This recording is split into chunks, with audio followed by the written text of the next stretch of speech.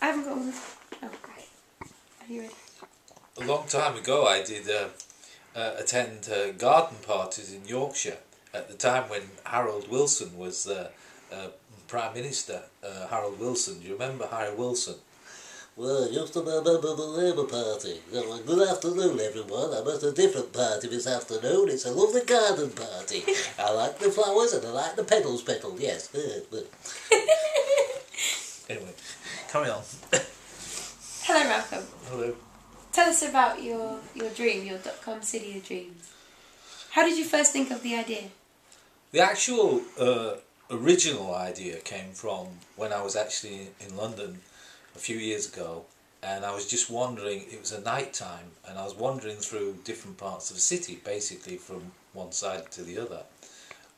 And I passed this house, and it was playing like piano music, classical music, and then I'd pass another house, and they were playing jazz, and then I'd turn a corner, and then there'd be a nightclub music and dancing and everything, and then I'd turn another corner and I'd find all the homeless people and wandered into the wrong area of the city because obviously I was a total stranger, I didn't know where I was going, and I thought it was fascinating how someone could wander through the parts of the city and the different musical styles. So that was the essence of it, but over the time and over the productions it became not the story of the boy from the small town going to the city and the girlfriend so much. It became, I then wanted to make it, because it became theatrical over the performances, so hence that's why I've introduced the Victoria.com, the Simon software, the Megabyte and the Gigabyte characters, because I see a fantastical element to it from theatre terms, and so it's become much more of a musical entertainment with an underlying drama. That's how it's become.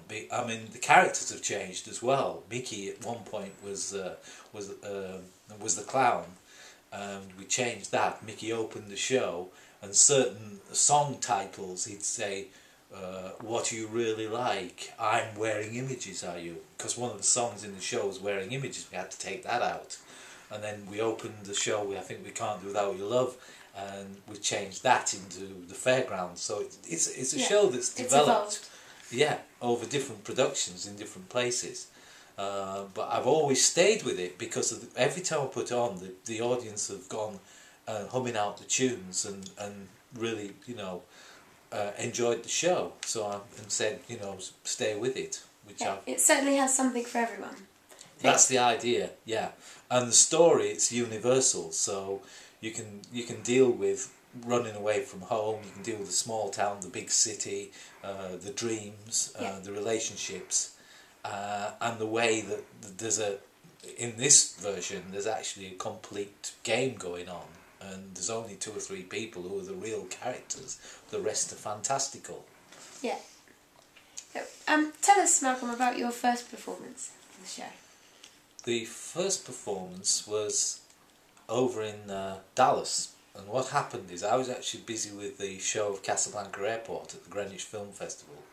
Greenwich Festival, not the film. And then what happened is Greg Boss read this early script and heard the music, and we decided to try and put it on in Corpus Christi, and then we moved up to Dallas.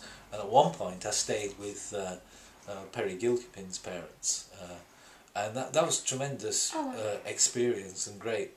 We had a good response there, and I did a little bit of acting there as well. So it was really in Dallas, and we had live music, and also I did a recording of what the girl who played Lucy. I was invited to go into a recording studio and record the songs. So that was the first, really, was in Dallas. And what have been the main changes to the show since the first showing in Dallas?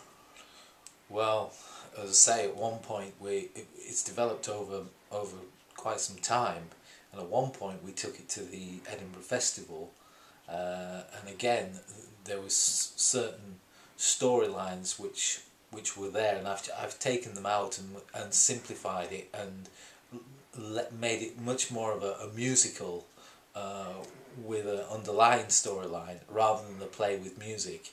And some of the early stories were considerably different to what's now. I mean, at one point there was like a 17th century witch hunt came into the storyline, and you know, so but it's been always the songs have been there, but the story has changed quite a bit. But I'm very pleased with the show now because of always the intention of taking the audience on a journey and going along with that character, and I'm very pleased with it at the moment.